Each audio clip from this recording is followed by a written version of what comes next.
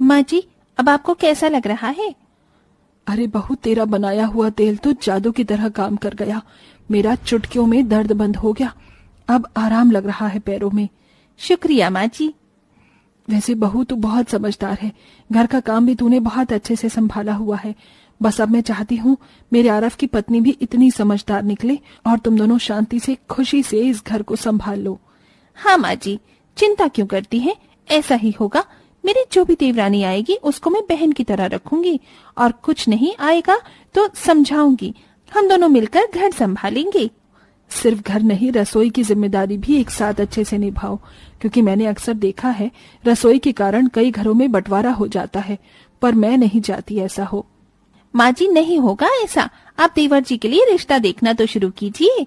सविता से बात करी है आज। वो मुझे लड़की के बारे में बता दी और फोटो दिखा देगी तो मैं रिश्ते को आगे भी बढ़ा दूंगी। ठीक है माँ जी। फिर शाम को सविता जानकी से मिलती है और वो एक अमीर घर की लड़की की तस्वीर दिखाती है। उसके बारे में जानकर और उसकी सादगी देख जानकी अपने बेटे आरव का रिश्ता मोना से जोड़ने का तय करती है। देखते ही देखते अगले महीने में दोनों की शादी हो जाती है। शुरू में तो सब कुछ ठीक रहता है, लेकिन अब मिडिल क्लास परिवार के बने दाल खिचड़ी से मोना को प्रॉब्लम होने लगती है। ऐसे ही एक शाम जेठानी रसोई में दाल में तड़का लगा रही थी, तभी मोना आकर कहती है, अरे जेठानी, क्या बार बार दाल खिचड़ी, कभी दलिया कभी रोटी सब्जी बना देती हो। अरे शाही पनीर, पालक पनीर, दाल मखनी, मलाई कोफ्ता नाम की भी चीज होती है कोई, वो सब भी बना दीजिए। क्या आपको बनाना आता नहीं है तो मुझे बता दीजिए।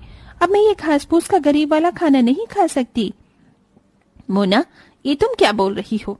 दाल चावल भी तो कितना अच्छा है, तुम्हें पसंद नहीं आया क्या? माना कि घर में गरीबी है, मिडिल क्लास है, लेकिन मैं बहुत अच्छे से खाना पकाती हूँ और घी में दाल फ्राई करती हूँ। तुम्हारे जेठ जी और पति को बहुत पसंद है। What about me? मुझे ये फालतू का खाना नहीं पसंद, मुझे कुछ अच्छा खाना है। अच्छा ठीक है, आज तो दाल बन चुकी है, लगभग मैंने सारा खाना बना दिया है। मैं कल सुबह कुछ अच्छा सा बना दूंगी। कोई जरूरत नहीं है, मैं अभी मार्केट से पनीर और चाप लेकर आ जाती हूँ और सुबह खाना मैं ही बनाऊंगी। मुझे आपके हाथ का खाना नहीं पसंद, वरना कल से भूखा मरना पड़ेगा। मोना, तुम्हें मेरी कोई बात चुप गई है क्या? तुम मुझसे ऐसी बातें क्यों कर रही हो? जेठानी जी, मुझे कुछ चुभा नहीं है, लेकिन अब ऐसा खाना नहीं खा सकती। अरे इंसान खुश होकर खाना खाता है तभी तो तंदुरुस्त रहता है। मैं तो तीनों टाइम बेकार खाना खाकर बावली हो जाती हूँ, ऊपर से यही रोज बनता है। मैं अमीर घर से हूँ, ये सब नहीं खा सकती। ठीक है, कल से तुम जो बोलोगी वैसा खाना बना लेंगे। मोना मार्केट से पनीर और चाप खरीद के ले आती है और अगले दिन ब्रेकफास्ट में चीले विद चाय और लंच में शाही पनीर पूरी बना लेती है। ये देख सास कहती है, अरे वाह, क्या बात है, आज तो सुबह भी अच्छा नाश्ता बना और दोपहर में शाही पनीर। माँ जी, मैं जानती हूँ आप भी दाल खिचड़ी चाय नमकीन खाकर परेशान हो गई थी। जेठानी जी को तो कोई आपकी फिक्र नहीं है, लेकिन मुझे है। अब से आप आदत डाल लीजिए, अच्छा अच्छा खाना खाने को मिलेगा आपको। है, अच्छी बात है। तुम दोनों मिलजुल कर ऐसे ही खाना बनाया करो, कभी दाल खिचड़ी कभी शाही पनीर। हमेशा ना सादा खाना चाहिए, ना तड़कता भड़कता। वो क्या बोलते हैं, बैलेंस होना चाहिए। हाँ माँ जी, ये तो होना ही चाहिए।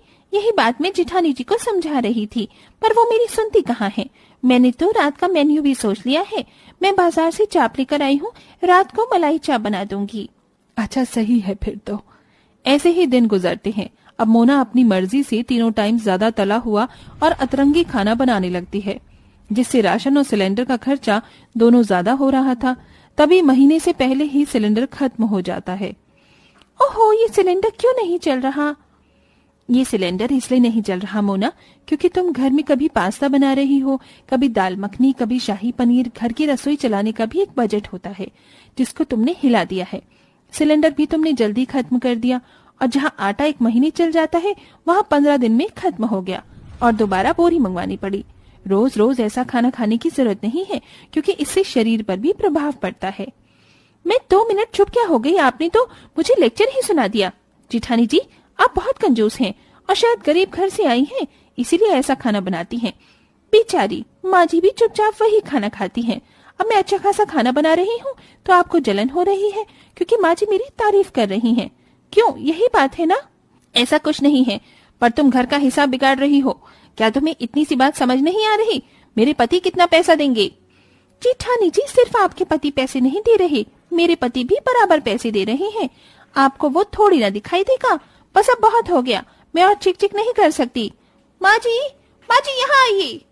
मोना की आवाज सुन जानकी आ जाती है। अरे तुम दोनों को क्या हो गया? देख रही हूँ बहुत देर से बहस छिड़ी हुई है। मुझे लगा अपने आप शांत हो जाओगी, लेकिन आना ही पड़ा। माँ जी, सीधी बात बोलूंगी, मुझे रसोई का बंटवारा चाहिए। मेरे पति के पैसे पेड़ पर नहीं उग रहे हैं और मेरा जो मन होगा मैं वैसा खाना चाहती हूँ। जेठानी जी तो सादा दाल चावल खिलाने पर तुल गई हैं और मैंने अपने मन का बना लिया तो सुना दिया मुझे। ऐसा है मोना, मुझे भी तुमसे बहस करने में कोई इंटरेस्ट नहीं है। तुम्हें अपनी छोटी बहन समझ के समझा रही हूँ, लेकिन तुम समझना ही नहीं चाहती हो। तो माँ जी, मैं भी रसोई का बंटवारा चाहती हूँ। ये तुम क्या बोल रही हो? तुम्हें पता भी है, जानती हो ना मैं रसोई के बंटवारे से पहले से ही खिलाफ हूँ। फिर माँ जी, अब जब देवरानी ही नहीं समझ रही तो मैं भी क्यों समझूं? अब से हम अपना अलग अलग खाना बनाएंगे और आपको जिसके हाथ का खाना होगा आप उसकी रसोई में आ जाना। आप पर कोई दबाव नहीं है।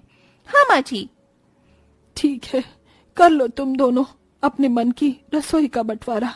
जो मैं नहीं चाहती थी वही हो गया। अब एक ही रसोई में दो हिस्से हो गए थे। दोनों का राशन, चूल्हा, सिलेंडर, मसाले, यहाँ तक कि बर्तन भी अलग हो गए थे। अब दोनों अपनी मनमर्जी का खाना बनाकर अपने पति और सास को खिलाती थीं। अरे वाह, कितने दिनों बाद पारुल मुझे तुम्हारे हाथ का खाना खाने को मिला। ये दाल चावल मुझे बहुत पसंद है। वो शाही पनीर खाकर भी मैं परेशान हो गया। रोज पनीर कौन खाता है? हम मिडिल क्लास फैमिली के हैं। अजी मैं जानती हूँ आपको, पर वो मोना नहीं समझती ना। रसोई का बंटवारा करवा कर ही मानी। अच्छा है, अब हमारी रसोई का हिसाब अलग होगा तो हमारा खर्चा भी कम आएगा। हाँ ये तो है। वहीं दूसरी तरफ आरव का भी यही हाल था। मोना, ये सब क्या है? परसों पालक पनीर, कल शाही पनीर, अब तुमने पनीर की भुर्जी बना दी। अरे रोज रोज पनीर कौन खाता है? और ये चावल, तुम रोटी बनाने से चूक रही हो जानबूझकर, इसीलिए ये सब बना रही हो। मैं अपने दाल चावल में ही खुश था, कभी वो भी बना दिया करो। अरे भाई, मैं आम इंसान हूँ, ये रोज शादी पार्टी वाला खाना मत बना दिया करो। तुम्हें पसंद है तुम अपने लिए बना लिया करो। बजट देखो, पनीर लाके तुमने 1 महीने की सैलरी उड़ा दी है। अब रसोई के बंटवारे के बाद ये सब और होगा। हाँ, एक रसोई थी तब ठीक था। आरव जी, आप ज्यादा सोच रही हैं। ऐसा ही है तो कल से मैं अपना और आपका खाना अलग कर लूंगी। हद है तुम्हारी। 15 दिन बीत जाते हैं। दोनों बहू अपनी अलग अलग रसोई के किए गए बंटवारे में खाना बना रही थीं। जहां मोना अपना और अपने पति का खाना बार बार बनाकर परेशान होती थी, उतना ही उसे बर्तन साफ करने पड़ते थे। ये सब देखकर जानकी भी परेशान थी। हे भगवान, कभी इस रसोई का बंटवारा खत्म होगा। दोनों बहू दोपहर और रात में खाना लाती हैं तो समझ नहीं आता किसको मना करूं, किसका खाऊं। तभी रसोई में मोना जल जाती है। माँ जी! तभी उसके चीखने की आवाज सुन सभी रसोई में आ जाते हैं और सबसे पहले जेठानी उसका हाथ बर्फ के पानी में डाल देती है। मोना, तुम भी ना जरा सा भी अपना ख्याल नहीं रख सकती? अरे जब खुद से काम नहीं हो रहा तो क्यों करती हो? देखो, जला लिया ना हाथ अपना। मेरा हाथ जल गया तभी जेठानी जी मेरे पास आ गई। उन्हें मेरी अभी भी कितनी फिक्र है और मैंने उनके साथ कितना बुरा किया। जेठानी जी, आप मेरी परवाह क्यों कर रही हैं? देखो, हमारी रसोई का बंटवारा हुआ है, इस वजह से बीच में बात करनी बंद हो गई, पर फिक्र करना बंद नहीं कर सकती। तुम मेरी छोटी बहन की तरह हो और मुझे ऐसा क्यों लग रहा है तुम्हारी तबीयत ठीक नहीं है। हाँ बहू, क्या हुआ तुझे, बता। वो माँ जी, 2-4 दिन से ना तबीयत ठीक नहीं थी। इनका और अपना खाना अलग अलग बना रही थी। इन्हें भी रोज रोज पनीर खाना पसंद नहीं है, तो दाल बनाते बनाते जल गई। पर आज मुझे अपनी गलती का एहसास हो गया। जेठानी जी, माँ जी, मुझे माफ कर दीजिए। मुझे रसोई का बंटवारा नहीं चाहिए। हम जैसे पहले रहते थे वैसे सही है। और ये सब खाना खाकर खर्चा भी ज्यादा होता है, पेट भी खराब हो जाता है। उसके बाद मुझे अकेले ही रसोई संभालनी पड़ी। आपने देख लिया ना क्या हो गया। कोई बात नहीं, तुम मेरी छोटी बहन हो, मैंने तुम्हें माफ किया। देखा बहू, बड़े बुजुर्ग जो कहते हैं उसे मान लेना चाहिए और एक साथ रहने में ही भलाई है। हाँ माँ जी। चलो, अंत भला तो सब भला। इस तरह जेठानी और देवरानी की बंटवारे की हुई रसोई फिर से एक हो जाती है और दोनों मिलजुल कर खाना बनाकर एक साथ खुशी खुशी रहने लगती हैं।